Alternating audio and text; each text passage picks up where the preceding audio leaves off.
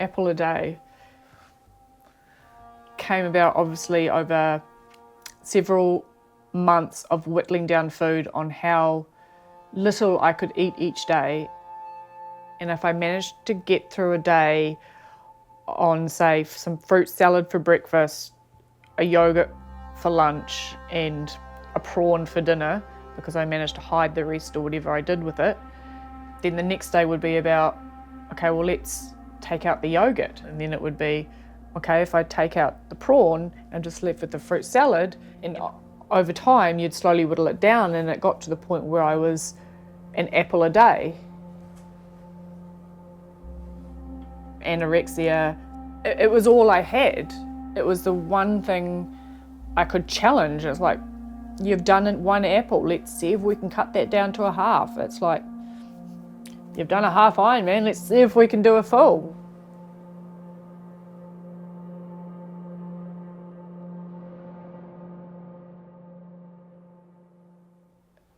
I never thought I would be good at triathlon.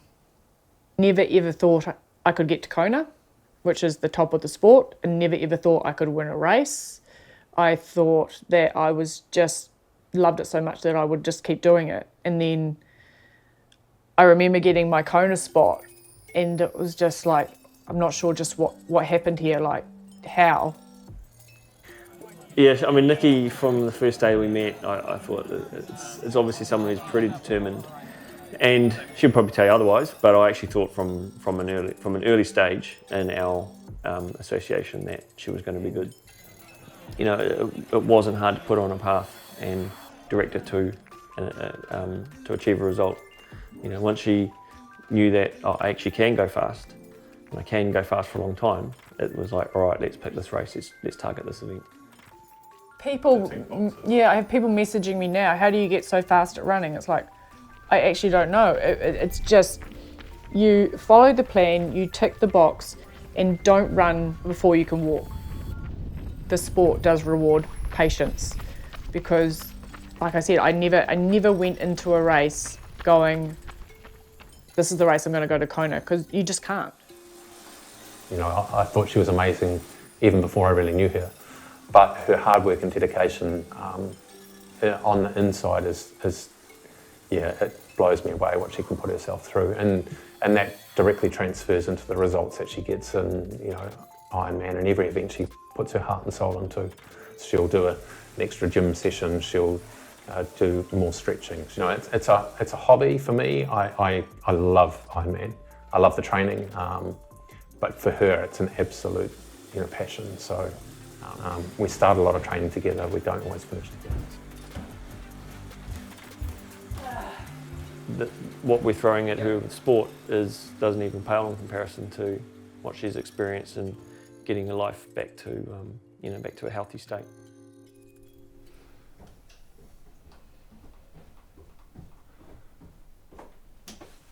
So I was diagnosed with anorexia when I was 15. And then it was about in my early 30s where I started to physically and mentally become healthier. So the 15 years that I was sick is, it's almost like you lose a bit of your memory. It's all quite blurry, but it's a sad, I remember it as a very sad time. My parents were stressed, they were super sad, you could just see it in their eyes. Obviously everyone was, I also felt a lot of anger towards me, like, if you could eat, you would live. I remember going to bed at night and wondering whether I personally would wake up in the morning or would I die in my sleep. And the worry that I had, despite the fact that I wanted to die, there was also a part of me that very much didn't want to die.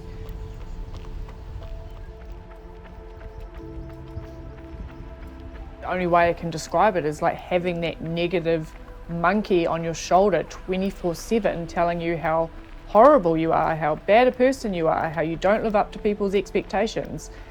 And imagine listening to that for 24 hours. The last thing you want to do is feed yourself to keep living, to have a good day, because that monkey is going to tell you how bad you are.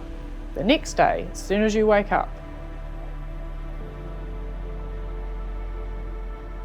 Luckily, triathlon has not only been a physical motivation for me, but it has taught me so much about myself when it comes to learning to reframe situations, to having belief in myself. There's just so much to the sport other than just the physical execution of swim, bike, run.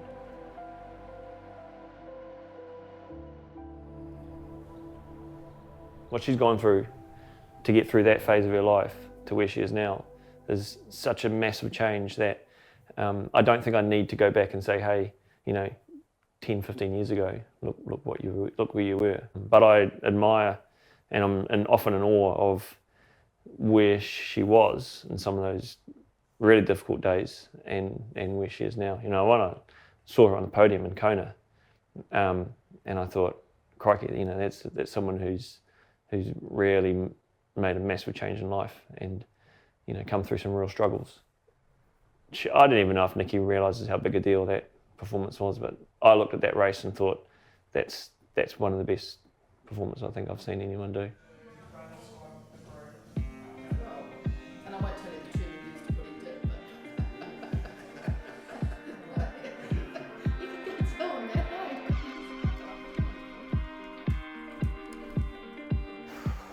I didn't have a lot of friends in school. When I was in treatment, it was all sick people, and then you come out of treatment and into the real world and need to develop new relationships.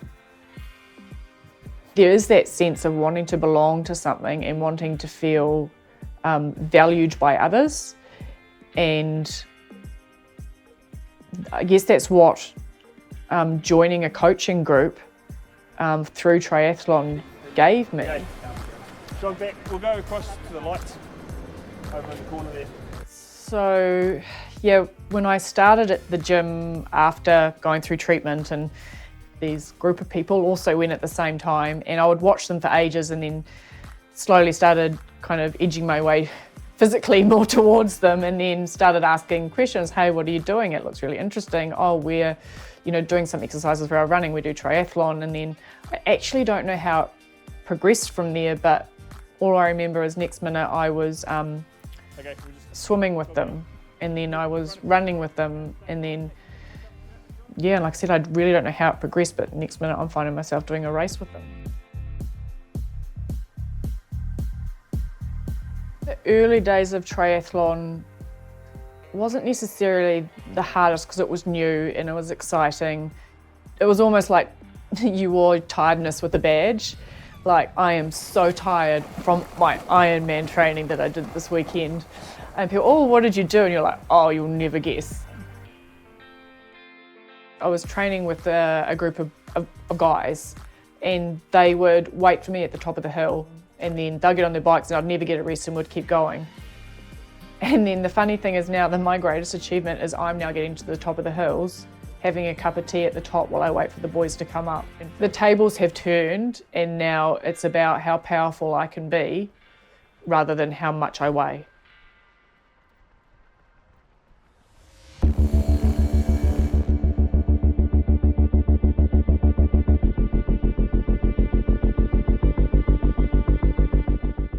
The first time that I've won my age group in Ironman, but there was that little flame of like, oh, because I did place quite well, it gives you a little motivation to go, shit, let's hit the next race and let's see if we can do the same. Let's go for higher.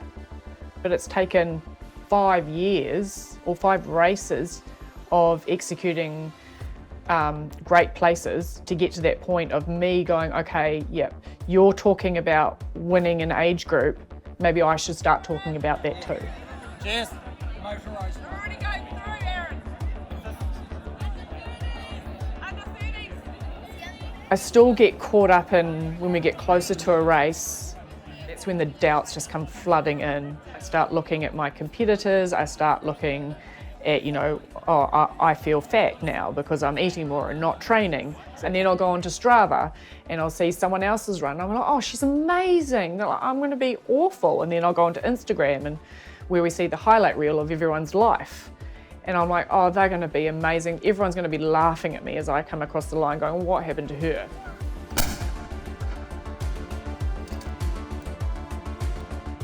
There are so many doubts, and I was just looking for evidence to feed those doubts, which is exactly the same as with an eating disorder. You're looking for evidence to show you're a bad person.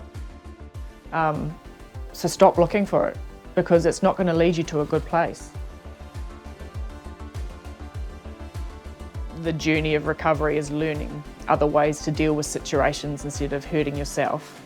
And that's why I guess I like the Ironman training so much, because it can be 6 hours on the bike, but at 6 hours I'm not thinking about how awful I may have been that week, or if it is, I often, by the end of that 6 hour bike ride, I've solved a lot of world problems, and my life is pretty sorted for the next week. I've sorted it all out within 6 hours. I don't often look back because it still feels a bit surreal that I was at that point and managed to get out of it, and there's no defining moment that I can go, that was it. That is what turned me to wanting to fight for more. There's nothing I can put my finger on it. It's time and perseverance, which I guess is very much like triathlon. You're never going to execute the perfect race. It's time and perseverance to want more. I get a sense of how far I've come from being as sick as I was only when I hit that red carpet in a race. And the reason for that is I was told when I was at my sickest that I would die, I would never walk again. And whenever I hit that red carpet, I think to myself, not only walking, running, winning. I was hungry enough to want better for myself when I was that sick, and now I'm hungry enough to want better for myself within triathlon. So I'll just keep being hungry, metaphorically. Interesting choice of words. Yeah, that was an odd choice of words, but that's what it feels great. like. Yeah, totally. The whole reason for doing this and speaking up about my journey is not necessarily about the anorexia or the journey.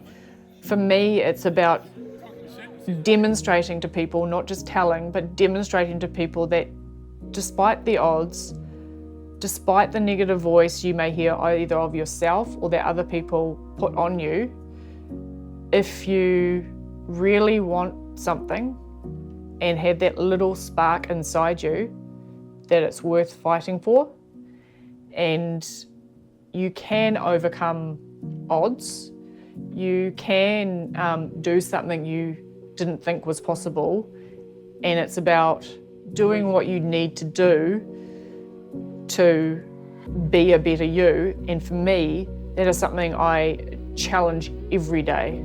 It's not just about the food I put on my plate, it's the way I interact with my partner, it's the way I talk to people at work when it's a challenging situation, it's the way I look at a training session now. But it's those things that I want to show people, that just keep fighting for something more, that you are worth something more than you probably think you are or other people tell you are. Just keep going, just find it.